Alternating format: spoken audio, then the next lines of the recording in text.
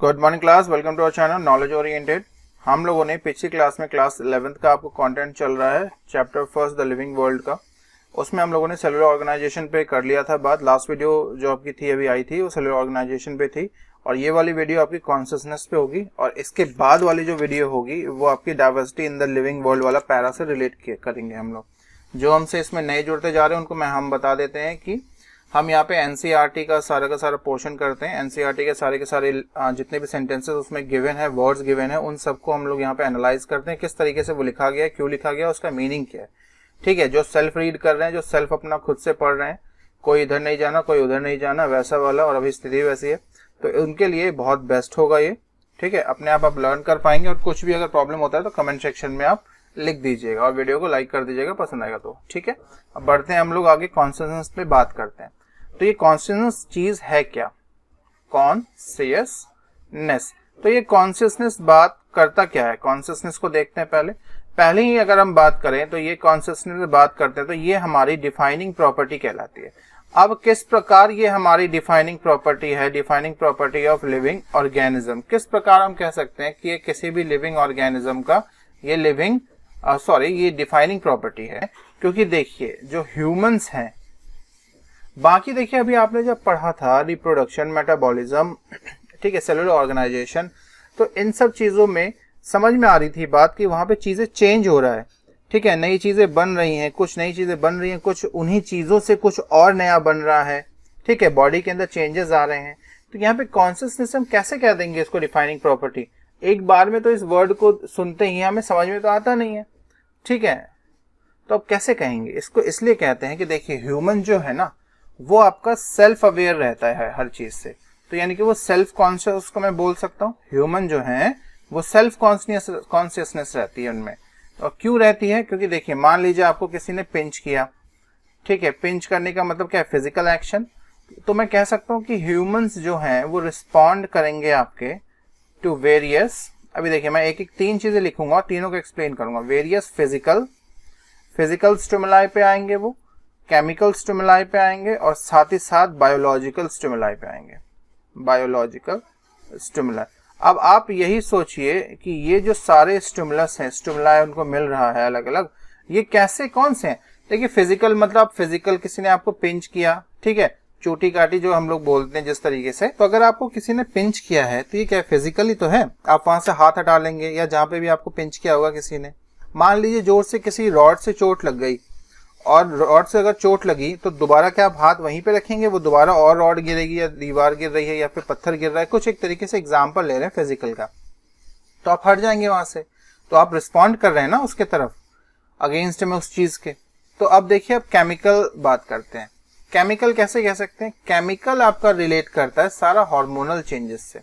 देखिए हार्मोन्स हमारे चेंज होते हैं। एड्रेनलिन हार्मोन जो है हमारा सबसे बढ़िया, उसका एग्जांपल यहाँ पे बहुत बढ़िया रहेगा, एड्रीनलिन।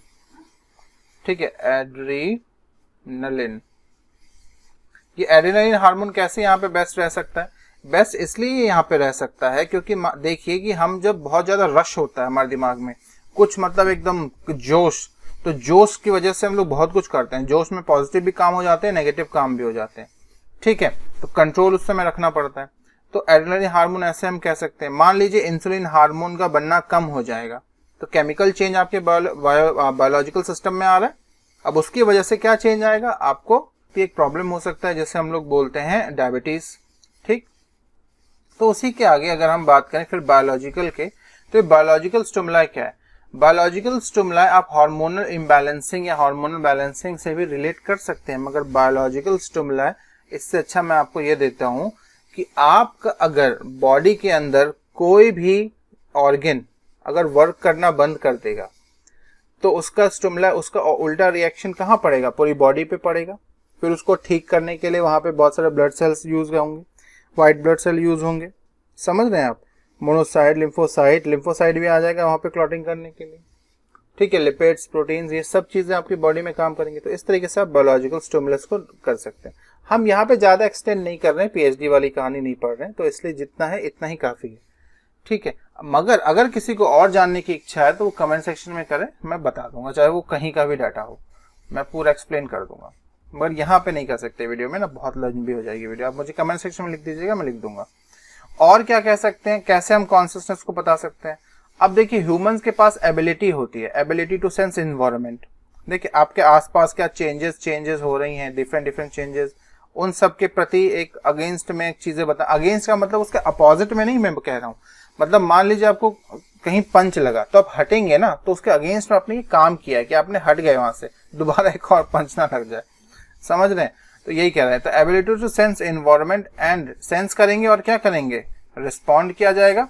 तो लिख सकते हैं respond to the environmental factors, respond to environmental factors, यही सब चीजें हैं।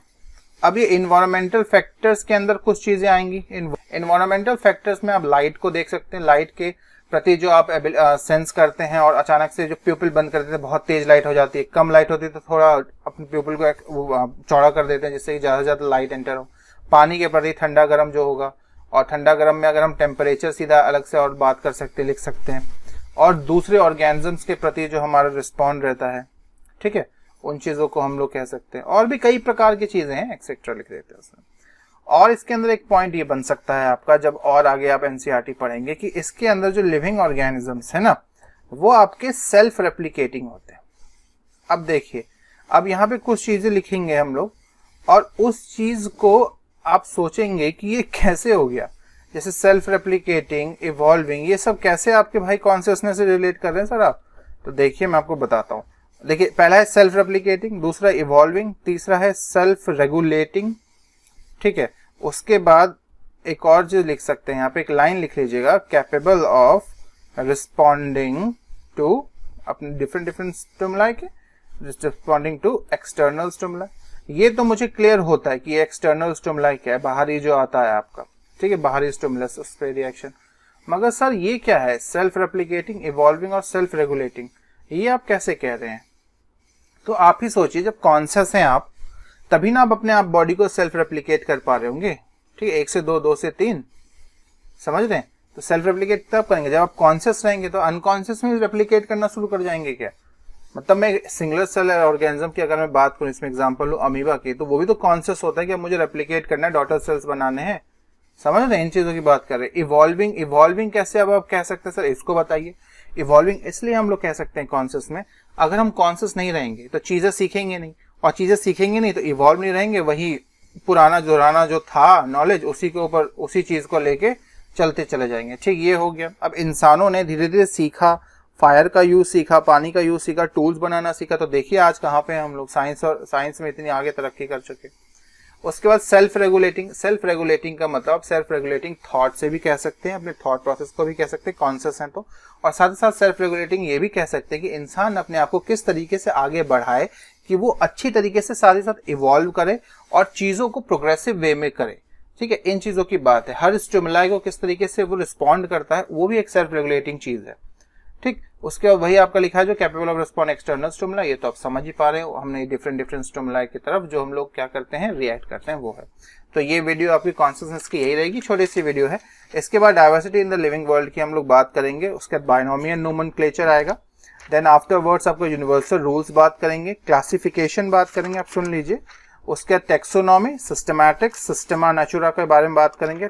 ये मैंने अलग अलग पार्ट बना दिया है, ठीक है, टेक्सोनॉमिक कैटेगरीज, जिससे आपको बर्डन ना पड़े, आप पर्टिकुलर पार्ट भी देख सकते हैं अगर देखना चाहें तो, बट मैं तो बोलूंगा स्टार्टिंग से एंड तक देखिए, ठीक है, तो ज्यादा बेस्ट रहेगा, सब कुछ रिलेट होता है। क्योंकि डिफरेंस हम फिर पढ़ेंगे टेक्सोन एंड कैटेगरी में, फिर स्पीसीज, जीनस, फैमिली, ये सब चीजों के बारे में बात करेंगे, ऑर्डर, क्लास, किंगडम, फाइलम, ये सब। फिर उसके बाद एट लास्ट में हम लोग कुछ एग्जांपल्स को करेंगे और देखेंगे किस तरीके से ये टेक्सोनॉमिक कैटेगरी की आप डिफाइन कर दिया गया है यहाँ पे। फिर थोड़ा थोड़ा taxonomical aids, herbarium, then afterwards की होगा, बोटॉनिकल गार्डन है हर्बेरिया का, zoological park, zoos, museum, and afterwards last में एक की वाला टॉपिक आएगा और कंप्लीट हो जाएगा। फिर रीडिंग डिस्क्रिप्शंस को भी थोड़ा अलग एक टॉपिक करके पढ़ेंगे, रिकॉर्ड कैसे करते हैं हम डिस्क्रिप्शंस को, कैसे रिकॉर्ड किया जाता है फ्लोरा फौना का, ठीक है। तो अब तब तक के लिए learn, grow, succeed. Thank you.